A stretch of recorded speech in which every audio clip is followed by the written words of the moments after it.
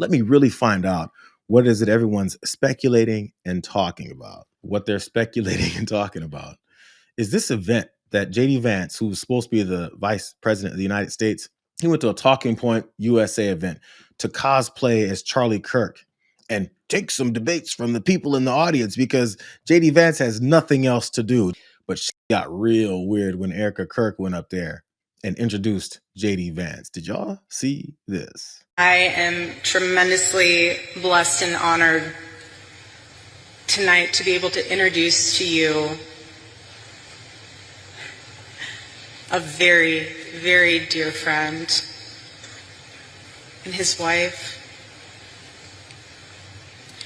They are incredible. And I see no one will ever replace my husband. No.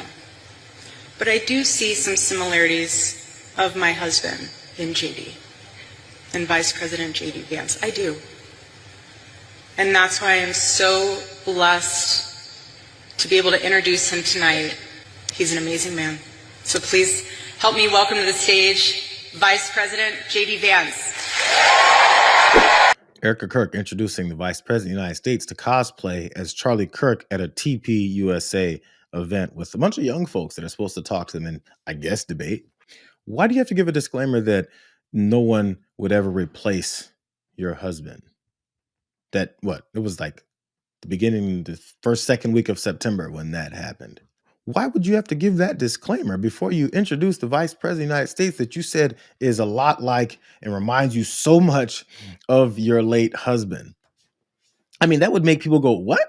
Why'd you have to say all that? What does that have to do with anything? People also noticed the way that she was introduced herself and, the change in attire.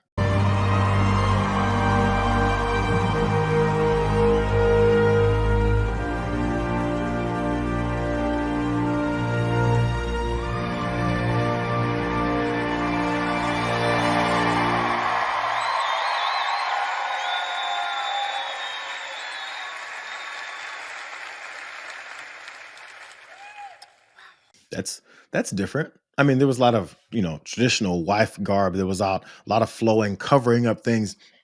But now there's some tight ass. I thought pleather. Everyone's saying leather pants. And people got to noticing. So after she had that opening where she was talking about how this guy reminds her so much of her husband, but never could replace him, there was an embrace. And people got to thinking, bro, look at this.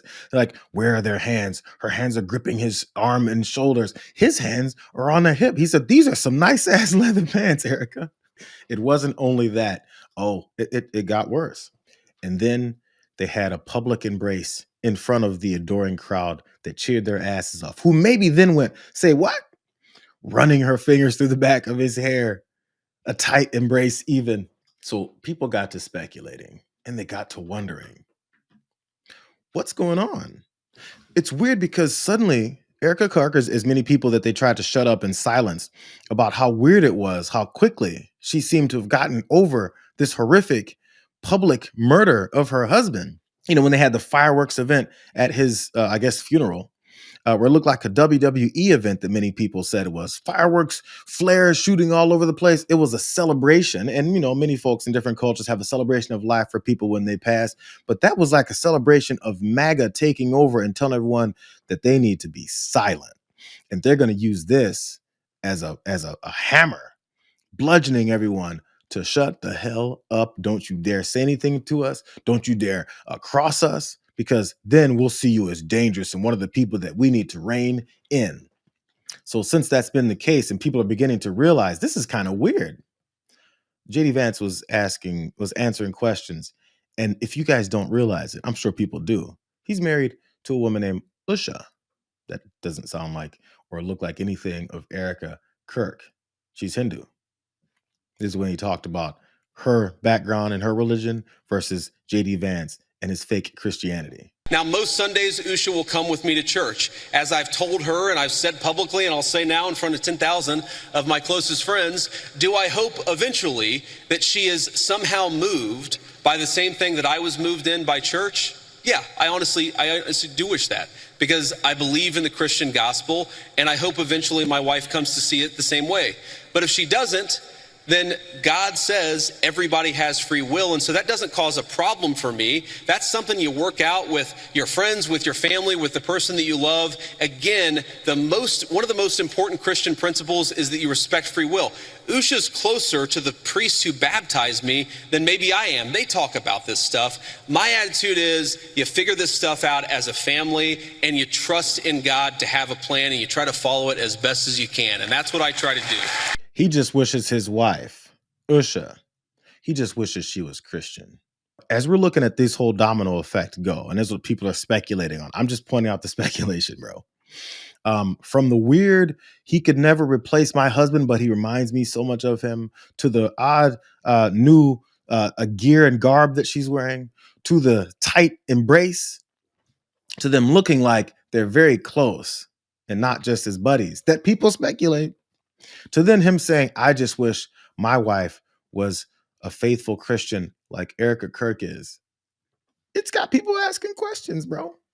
And we already know that JD Vance is a shameless, unprincipled politician who's looking for nothing but more power, who's been handpicked by people like Kevin Roberts of the Heritage Foundation, and also all these billionaire folks who celebrated the decision for Donald Trump to choose him as his vice president. And the guy now is trying to be sanitized because he was a weird guy who hated him some Donald Trump. And then he morphed into someone else when he found itself politically expedient for him. He's got a background of shedding anything that keeps him from being in power. The problem is nobody likes JD Vance. Oh, by the way, this has been like a pattern for MAGA after Charlie Kirk was killed. They don't give a damn. My condolences on the loss of your friend Charlie Kirk. May I ask, sir, personally, how are you holding up over the last day and a half, sir? I think very good. And by the way, right there, you see all the trucks? They've just started construction of the new ballroom for the White House, which is something they've been trying to get, as you know, for about 150 years. And it's going to be a beauty. It'll be an absolutely magnificent structure. And I just see all the trucks. We just started. So it'll get done very nicely, and it'll be one of the best anywhere in the world, actually. The reporter asked, how has the last day and a half been? Day and a half. I would assume that's a day and a half after his buddy. And they said, the new messiah of their entire movement, Charlie Kirk, was murdered in front of everyone. But he could not stop talking about his ballroom. I don't think he even heard the question. He said, very nice. I'm doing fine. Whatever. What are you talking about? Who? And moved on to talk about his glorious ballroom. He did this, I think, the next day. Here he is at the Yankees game. It was probably the jinx and why they got their asses whooped.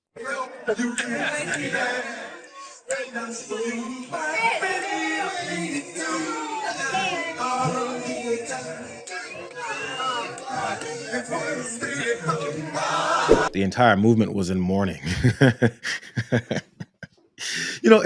If people that despised the despicable things that Charlie Kirk stood for, which many people did, they got called dangerous, terrorist, murderous, horrible rhetoric. If they were dancing and talking about Charlie Kirk or moved on as soon as someone asked them about him, they'd go, how dare you?